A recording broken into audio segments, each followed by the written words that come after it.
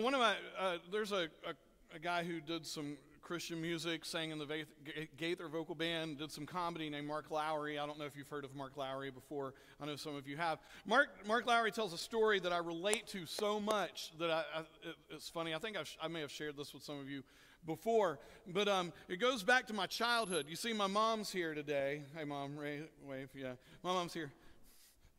Sorry. For everything, I'm sorry. But she's here today, and I guess to say, and I don't know if you would disagree with this, I was a high energy child. Would you say that? Yeah, okay.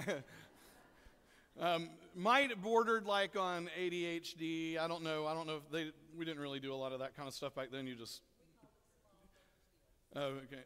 Oh, okay. Small motor skills. I didn't have small motor skills. That's what they said. But yeah, you just put me to bed without dinner, right, and all that stuff. Okay. Do you want to do this? It's all written out. You can come on up.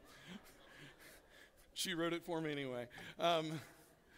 No, but I was that high energy child, and I can remember there were nights, and this is kind of comes back to Mark Lowry's joke, but it so much appeals and connects with my mom's relationship with me, because I'd spend the day, I'd be driving her crazy. She'd be going to parent-teacher conferences and cleaning up the messes I made with the neighbors, and all that stuff. And we'd come to bed, and she'd put me to bed at night, and she'd be tucking me in, and we'd say our prayers together, and she would get over me, and she would say, Daryl, and she was exhausted. I didn't realize it at the time. But she'd say, Daryl, one day you were going to do amazing things for God's kingdom. But she says, until that day comes, I need you to take this little white pill.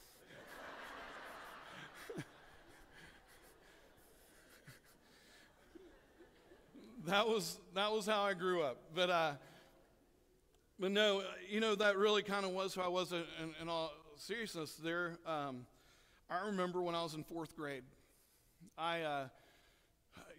again, being a high-energy kid, we had in our elementary school, 4th and 5th graders had every Friday what we called clubs. And we could go to be a part of whatever club. We got to sign up for clubs, but you kind of, there was limited space. And every boy in the 4th and 5th grade wanted to be in the PE club, where you went to do the sports and the playing and everything like that. But there were other clubs. There was music club and drama club and art club and all this kind of stuff. And I remember it used to be back then that our music teacher would travel with a cart of all of our instruments from classroom to classroom. And in 4th grade, our school had gotten so big and grown so much, we had trailers outside of the school, and that's where my 4th grade class was. And I remember she would come out to our trailer, and she'd do music with us, and we'd sing songs. Remember music class when you were in elementary school? And we'd do that. But there was this one day, it was the beginning of the school year. We had signed up for clubs. And I'd signed up for the music, for the PE club. I wanted to be in the PE club like all the other boys did. And I remember Miss Irwin. Miss Irwin comes to me and she says, Daryl, I wanted to see you outside for a minute after the music class was over. So I was a little nervous because I was used to this. Next stop was probably the principal's office. And so she would have us she had me walk outside with her on the steps going into the trailer. And she just had this intense look in her face. I'll never forget it. And she put her finger right in my chest. And she says, I want you to sign up for music club. She says, we're doing a musical this spring, and I want you in it. And I didn't know what to say. I was like, but I want to go play basketball. But I just stood there for a second, and I was just, being a 4th grader, I was okay, and so I changed my request and I signed up for music club. And the reason I say that, I just remember that moment. Because from there, I remember through elementary school and the middle school and the high school, from that point on, I was always involved in music in some way. I did the school musicals, and I was involved in choir in high school. And I remember we had a Bible study group, and I was involved in youth group and things like that. And I remember I started learning Miss Irwin ended up teaching me piano. She was my piano teacher. I remember I started leading worship for our youth group and things like that, going to camp and leading worship. And as I went into ministry, went to Bible college, I started going to the churches and leading worship there and going on mission trips and leading worship there. And music has been a big part of my life ever since. And I've always stopped to wonder, what if that moment outside that trailer in 4th grade with Miss Irwin had never happened? What if she had never taken that moment and put her finger in my chest and said, I want you. I see something in you. What's your purpose? What's something that God has for you? Do you know? Do you have any idea? How has God gifted you? What if God has gifted you, given you a talent, put it inside of you? Some way, somehow, that He intends to use to build His kingdom. What if God has gifted you, talented you, put a heart in you for kids, and intends for you to be a part of our children's ministry here? And through the influence of you working with our kids, the next great preacher or worship minister or missionary is raised up. Because you said, I have a purpose. Someone came and said, I want you. What if God intends for you to serve in our worship ministry? And through you, someone is here one Sunday who truly connects with God for the first time in their life because of your genuine heart for worship. What if someone has given you the ability to preach or to teach or to lead a small group? Or maybe to form a small group that eventually becomes a new church family that reaches hundreds or thousands for the kingdom? What if you were intended to be the next great church planner and you have no idea because no one ever came and put their finger in their chest and said, I want you? What if God desires for you to become an elder or a ministry team leader or serve in some form of leadership in His church? And what if because of your leadership we're able to reach people in our community because of your ideas, because of your prayers, your heart for ministry, and it changes someone's life and eternity forever? Guys, I want to say this today, and if you're keeping notes, write this down in your bulletin right here. As a follower of Jesus, you have a purpose and you need to know what it is. As a follower of Jesus, you are a part of something great. You're involved in something that can not only change lives right here and now, but can change lives for all of eternity. Your purpose, whatever it is, might play a role in changing the direction of an entire family one day. But my concern is that there are people, thousands of them, maybe millions, attending churches somewhere this morning, right now, and they have no idea that they have a very real and an incredibly important purpose in God's kingdom. My concern is that maybe you're here this morning thinking that you came here just to sing some songs, to smile for a few people, to take communion, to endure a sermon, all as a prelude to a big lunch and some football this afternoon.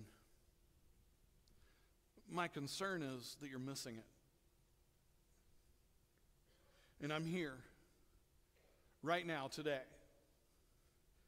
putting my finger in your chest to say that as a follower of Jesus, you have a purpose, and it is so much bigger than just showing up at church today. I might not be able to tell you exactly what your purpose is, but as a representative of Jesus standing here today, I can tell you with zero hesitation, I want you. I need you. I need you to get off the bench and to get into the game. I need you to realize that you have a purpose in Christ's church. I need you to realize that you can have a huge impact on someone's life or a bunch of someone's lives when you discover what that purpose is. I said this last week. I made this statement, and it's a bold statement. I want you to hear it again. That there is no entity, organization, institution, family, or assembly in the world more important than the church. And I believe that wholeheartedly. In this series we're going through, Up on That Rock, what we're talking about here from Matthew chapter 16 is pointing at that fact that the church was instituted and brought about by Jesus to change the world. Let's look at the text together. If you want to read in your Bible, Matthew chapter 16, 13 through 20. And today we're going to be picking just one of those verses out and talking about it in a little more detail. But let's read the whole passage together. It says, when Jesus came to the region of Caesarea Philippi, he asked his disciples, who do people say the Son of Man is? He's saying, who do people say I am? And they reply, well, some say John the Baptist. Others say Elijah. Still others, Jeremiah or one of the prophets. But what about you, he asked. Who do you say I am? Simon Peter answered, you are the Messiah, the Son of the living God. And Jesus replied, blessed are you, Simon, son of Jonah, for this was not revealed to you by flesh and blood, but by my Father in heaven. And I tell you that you are Peter, and on this rock I will build my church, and the gates of Hades will not overcome it. I will give you the keys to the kingdom of heaven, and whatever you bind on earth will be bound in heaven, and whatever you loose on earth will be loosed in heaven. Then he ordered his disciples not to tell anyone that he was the Messiah. Today we're going to take a look at one piece of that text. Verse 18. And I want to show you absolute proof that Jesus has a purpose for you. As we look at Jesus' words, I want to show you that Jesus had your face in mind as he said these words in Matthew 16:18. You see, Matthew 16:18 is what I believe to be one of the most misunderstood and misinterpreted verses in the entire Bible. The main reason is because English is hard for most of us. Reading Matthew 16:18 in English can be very confusing. I don't try to get into doing Greek word studies in my sermons very much, but today this is a case where it's absolutely critical that we understand what Matthew was trying to communicate. You see, Matthew wrote his gospel sometime around or after AD 70, and he wrote it in Greek. Some have wondered if he would have written it in the primary spoken language of the day, Aramaic. Why didn't he write it in Aramaic? But the earliest manuscripts we have of Matthew were written in Greek. And it had, throughout some of those manuscripts, they have Aramaic words where Matthew stops to explain the meaning of the word in Aramaic, which tells us if it had been written in Aramaic, there'd be no need for that. Matthew wrote his gospel in Greek. Greek was the language that he used. And today, I want us to look at Matthew 16:18 and examine a couple of the misunderstandings that I believe a lot of us have about what Jesus was saying to Peter here. And then I want us to go and take a look at a couple of the Greek words that Matthew used so that we can have a better understanding of what Jesus was saying. And by doing this, you are going to see that Jesus wasn't just speaking to Peter about his purpose. He was speaking to you as well. This text, Matthew 16:18, is directed at you with Jesus' finger in your chest. Let me ask you this. Do you know what your purpose is? Do you really know what that means? Do you know why you're here? What God created you for? What he intends for you? I may not be able to answer that question for you today, but I want you to think about it. Let's start. Let's look at Matthew 16:18. Let's break it down. Today we are talking about the foundation of the church. That institution, that gathering, that family, that assembly, that's the most important one in the world. And this gives us a part of why. Let's take a look at Matthew 16:18 before we jump into this. It says, and I tell you, Jesus used these words, and I tell you that you are Peter, and on this rock I will build my church, and the gates of Hades will not overcome it. That's where we're going to be today. We're just going to look at that. Let's start here. The very first phrase in that text. You are Peter. Now, let's start there. That might seem kind of like a throwaway line. Jesus is saying, you are Peter. Picture his finger in his chest. Jesus here is mimicking Peter's confession. Jesus said, who do you say I am? And Peter's the one that spoke up. You are the Messiah, the Son of the living God. And Jesus turns around and puts his finger back in Peter's chest and says, you are Peter. He's given it back to him. You might see a note if you have a study Bible that says Peter's name means rock when Jesus uses it here. You know, we know him originally as Simon. Jesus gave him the name in Aramaic, Cephas, which means rock in Aramaic. And and Matthew translated that in Greek as he wrote his gospel to Petros, Peter. So you might see that it says that Peter's name means rock. But in English, that can mean a couple of different things. The word rock doesn't mean the same thing depending on how you're using it, right? I mean, somebody might use the word, I want to rock. You know, that means something, right? Another way to use it, look at the rock on her hand. If you fall in the water, you're going straight to the bottom, right? We say, look at the rock on the side of that hill. I hope it doesn't fall and crush me. You know, we talk about the rocks in outer space one day that come in and destroy the universe. And some of us have, as we scroll through Facebook, we see those posts that scare us to death. I can't go to sleep after you. The third rock from the sun is our planet, right? Rock means a lot of different things in the way you use it. In Greek, there are variations of the word that we've translated to rock. And I said a second ago, Jesus uses the word Petros. Go ahead and put that up, Josh. The next slide. There we go. Petros. Greek means Peter, means a rock. Petros, a singular, masculine form of the word. And here's why that's important. Jesus is pointing at Peter and says, you are Peter. You are a rock. All right? You might say, okay, pretty simple. My notes got that pretty right. But I want you to think about it. I love it. I imagine that there's some intensity in Jesus' voice and eyes. I imagine he had his finger pointing right into Peter. Peter, you are a rock. I want you. I have a purpose for you. This rejected disciple turned fisherman, turned follower of Jesus, uneducated, unsure, nothing especially special about him, standing before the prophesied Messiah, being told, you are a rock and you have a purpose. He doesn't stop there. He says, you are Peter. And the next phrase, and on this rock, upon this rock, is the next thing Jesus said. Let's move on to that. The same English word. Peter, you're a rock, and on this rock. It's easy to confuse, right? The Greek word used here isn't the masculine Petros that we just looked at with Peter, but it's the feminine form, Petros. Go ahead and show that. Greek word Petros. It's different. Petros, Petros, two different uses.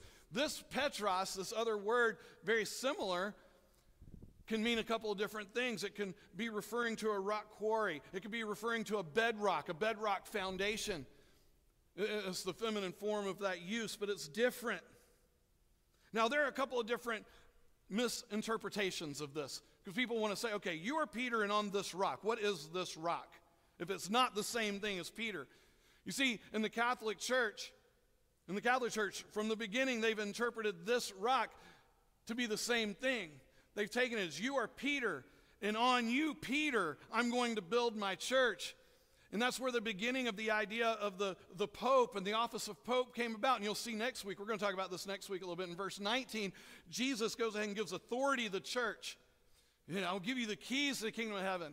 And we'll talk about what that means next week, but that's where the authority that the Catholic Church has given the office of Pope derives from. They believe that Jesus was looking at Peter and saying, you are it. I'm going to build my church on you, and you have this authority. But that's not what the Greek tells us. Unfortunately, I think the Protestant church, as it split off from the Catholic Church, went the opposite direction too far in just as much error. You see, what we've done is we've taken this rock and we've taken it to mean anything but Peter. Because we disregard the idea that Jesus gave this one man all this authority that the office of Pope was built on for centuries after that. And so we've gone to say, well, Peter, and then this rock can't be talking about Peter himself, so it must mean something else. You'll hear people say, well, it must mean the confession. When Peter said, well, you are the Christ, the Messiah, the Son of the living God. Well, that's it. That's the rock. And that makes some sense. Now, other people might say, well, no, he's talking about himself. Jesus saying, I'm the rock on which the church is going to be built. But if you go to the Greek, you can see that neither one of those really jive with what Scripture says. Neither one of those really fit in exactly with what this is talking about. Both of the interpretations that I just gave you miss the mark. They don't fit with what the Greek text is telling us. Jesus is neither declaring Peter to be the rock on which the church is built, nor is he pointing to something else entirely other than Peter. Jesus is clearly saying, Peter, you are a rock. And on this quarry of rocks, on this bedrock foundation, I'm going to build my church. Not just Peter, but all of the disciples. All of those who would be a part of launching the church in the book of Acts. Let's look at a couple other texts where Paul talks about some of this and supports it. 1 Peter 2, 4 and 5. As you come to him, the living stone, rejected by humans but chosen by God and precious to him, you also, like living stones, are being built into a spiritual house to be a holy priesthood, offering spiritual sacrifices acceptable to God through Jesus Christ. The very words of Peter here pointing to this very concept that we're talking about. And then Paul writes in Ephesians 2, 19 through 22, Consequently, you are no longer foreigners and strangers, but fellow citizens with God's people and also members of his household, built on the foundation of the apostles and prophets, with Christ Jesus himself as the chief cornerstone. In him, the whole building is joined together and rises to become a holy temple in the Lord. And in him, you too are being built together to become a dwelling in which God lives by his Spirit. Listen, guys, when Jesus tells Peter, you are a rock, and on this rock I will build my church, he is declaring that Peter will be the first of many who will be a part of the foundation of the church. He, along with the disciples, others like Paul, Timothy, Barnabas, and others that we learn about throughout the book of Acts, are the bedrock foundation on which his church will be built. We see evidence of it beginning in Acts chapter 2 on the day of Pentecost. Who's the first one that stands up and begins speaking? It's Peter. And we see Peter and the other disciples leading through those first few chapters. But what happens about chapter 12 is we see Paul and some of these others rise up and they begin spreading the church around the Mediterranean. And we don't even hear about Peter much anymore. Jesus was never saying, Peter, you're the one that this is all built on. But neither was he saying, Peter, you're excluded. I'm talking about something else entirely. He's talking about a bedrock foundation that continues to this day. Here's the most important part I want you to hear. The reason that I've taken time to lay this out for you and why I think it's important that we do. You are a part of this bedrock foundation as well. When Jesus says, up on this rock, he had you in mind. He was putting his finger not just into Peter's chest, but into yours. He was saying, I want you. You have a purpose. And if you let me, I will use you to impact others. I'll use you to build my kingdom. And he concludes by saying, you are Peter, and up on this rock, I will build my church. Make no mistake, the church doesn't belong to Peter. It didn't belong to the other disciples or to Paul or anyone else that is mentioned in the book of Acts. The church doesn't belong to Billy Graham or Joel Osteen. The church doesn't belong to me or any other minister or pastor or elder or leader in the church. The church belongs to Jesus. He's the chief cornerstone. We get to be a part of that building with him, the foundation. We join the cloud of witnesses to be a part of this rock upon which Jesus is building his church. And we must never lose sight of the fact that this is indeed his church. Guys, in our world today, it's not uncommon to hear people denigrate or minimize the importance and the role of the church. You'll hear things like the church is full of hypocrites. The leaders make too many mistakes. People have been hurt in the church in so many different and horrible ways. We're easily distracted. We get off track. We sometimes make unwise decisions.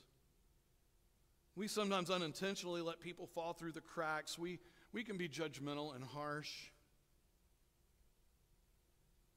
We don't even mean to. However, none of that changes the fact that Jesus established the church as his vehicle for changing the world. As flawed humans, we mess things up all the time. But Jesus is still putting his finger in our chests. And he's saying, I want you. Even with all of your flaws and your brokenness, I want you to build my kingdom. You have a purpose. Get off the bench. Get into the game. And guys, I want to finish with this thought. It is only through the church that you are directly connected to the ministry and the mission of Jesus. That's what he established, and that's why he established it. Not because the church is perfect, but because Jesus established it. He has chosen the church to be built upon this rock, each of us, a bedrock foundation of disciples. You're here today, so in some sense I'm preaching to the choir. But I want you to understand how critically important the church is and how serious Jesus was about it when he put his finger in Peter's chest that day. You have a purpose. You are not just here today to sing songs and listen to a sermon. You are here today to be a part of building his kingdom through the greatest establishment Jesus and the world has ever seen, established by Jesus. So what are you going to do about it? What's the role you're going to play? I'm going to ask the worship team to go ahead and make their way up. We're going to sing a couple of worship songs today as we finish our time together, but I want it to be a time where you can think too. Maybe you're wrestling with a decision. Maybe you came here today and you thought you were just coming here to sing some songs and to hear a message, but right now you feel the finger of Jesus in your chest. And you know he's saying you have a purpose. And I'm ready for you to do something about it. We'll have a prayer team in the back, some men and women back there who would love an opportunity to talk with you, to pray with you. If you've got questions, if you want to find out how to get plugged in, how to find out that purpose. Maybe you've never given your life to Jesus, and that's where it needs to start today. Go talk to someone. Let them pray with you. We would love to help you begin that journey. But don't leave here the same way you came in.